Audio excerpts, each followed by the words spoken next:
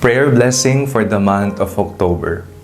Natapos na po ang buwan ng Setyembre at tayo po ay lubusang nagpapasalamat sa Panginoon sapagkat hindi po niya tayo pinabayaan.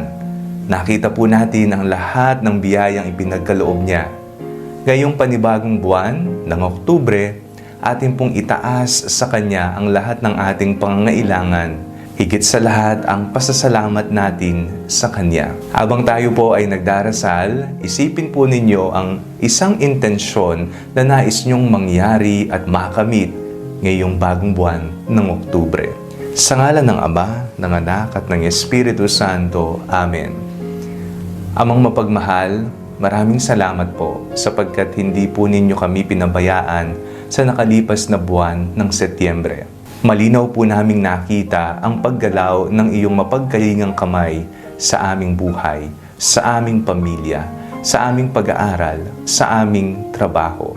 Patawad po, Panginoon, kung kami man ay nagkamali, nagkasala at nakapanakit ng kapwa sa nakalipas na buwan ng Setyembre.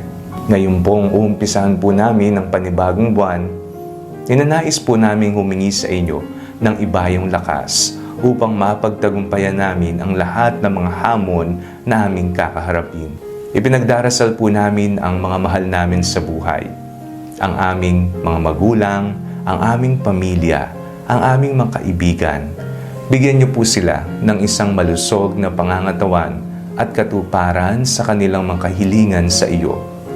Ipinagdarasal po namin ang lahat ng mga magbo-board exam sa buwang ito. Naway ibigay niyo po sa kanila ang banal na espiritu upang sila ay magabayan, mabigyan ng sapat na kaalaman at kaayusan habang sila ay nag-e-exam. Ipinagdarasal po namin, Panginoon, na ang lahat ng mga may sakit ay magkaroon na ng kagalingan. Ito man ay sakit pisikal o katawan o sakit mental, espiritual o emosyonal. Hilumin niyo po sila. Hayaan niyo pong hipuin sila ng iyong mapaghimalang kamay. Ipinagdarasal po namin ang aming bayan. Nawa ang kapayapaan, kaayusan, ang malasakit sa mga nangangailangan at mahihirap ay maging prioridad ng aming mga lider. Ipinagdarasal po namin ang aming Santo Papa. Naway pagkalooban niyo po siya ng malusog na pangangatawan at ibayong lakas upang mapagsilbihan niya ang kawan na ibinigay niyo pong pamahalaan niya. Ipinagdarasal po namin ang bawat isa na nawa ang iyong pagkabay, ang lahat ng pagpapalang aming kinakailangan ay mapasa amin.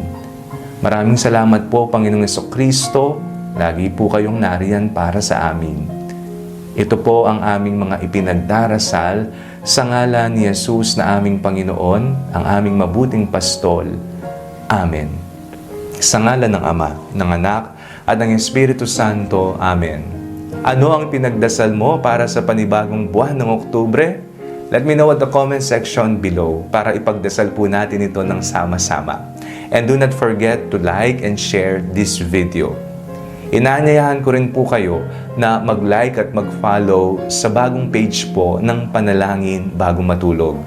Ugaliin po natin ang magpasalamat at magdasal sa Diyos tuwing gabi bago po tayo magpahinga. And do not forget to subscribe to our YouTube channel. I-click niyo lamang po ang link na nasa description ng video ito o kaya naman po just search Father Fiel Pareha. Isang mapagpalang bagong buwan ng Oktubre sa inyong lahat. God bless you.